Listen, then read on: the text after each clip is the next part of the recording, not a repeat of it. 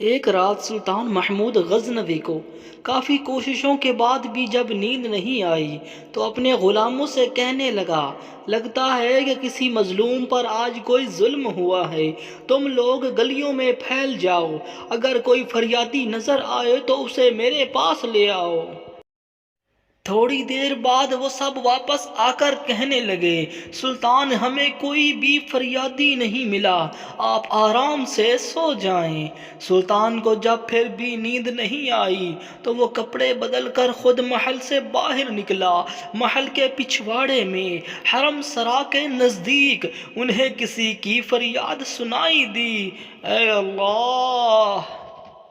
سلطان محمود اپنے مصاحبوں کے ساتھ محل میں عیش و عشرت کی زندگی گزار رہا ہے اور محل کے عقب میں مجھ پر یہ ظلم توڑا جا رہا ہے۔ سلطان نے کہا، کیا بات کر رہے ہو؟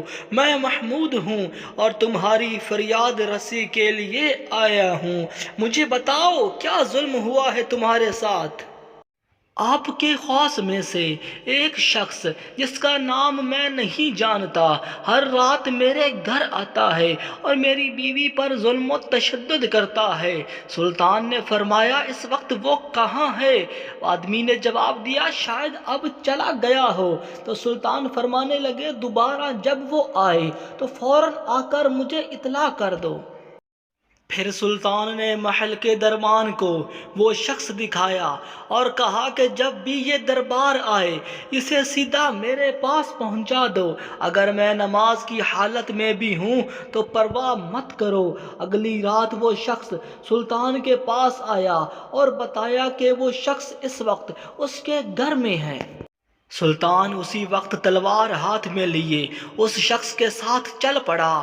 جب اس کے گھر کے قریب پہنچا تو اس نے کہا کہ گھر کے سارے چراغ بجھا دو۔ پھر اندھیرے میں ہی اس کے گھر میں گھس کر اس شخص کا سر تن سے جدا کر دیا۔ پھر سلطان نے حکم دیا کہ چراغ روشن کر دو۔ اس شخص کا چہرہ دیکھا اور سجدے میں گر پڑا۔ پھر گھر کے مالک سے کہا، اگر کچھ کھانے کو ہے تو لے آؤ، مجھے بہت سخت بھوک لگی ہے۔ تو وہ آدمی بولا، آپ جیسا سلطان مجھ غریب کے گھر کا کھانا کھائے گا؟ سلطان نے فرمایا، جو کچھ بھی ہے لے آؤ۔ وہ شخص ایک سوکھی روٹی اٹھا لایا جسے سلطان نے بڑی رغبت سے کھایا۔ وہ شخص سلطان سے پوچھنے لگا کہ چراغوں کو بجھانا، سجدہ کرنے اور روٹی طلب کرنے کے پیچھے آخر کیا ماجرا ہے؟ سلطان نے فرمایا، میں نے جب تمہاری داستان سنی تو سوچا کہ میری سلطنت میں ایسا ظلم کرنے کی ہمت صرف میرے کسی بیٹے کو ہو سکتی ہے۔ اندھیرا کرنے کو اس لیے کہا تھا کہ پدرانہ شفقت میرے انصاف کے رستے میں حائل نہ ہو جائے۔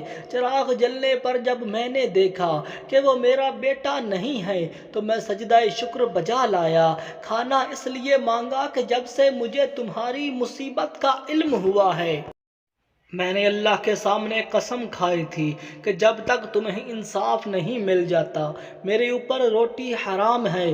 اس وقت سے اب تک میں نے نہ کچھ کھایا تھا نہ پانی پیا تھا۔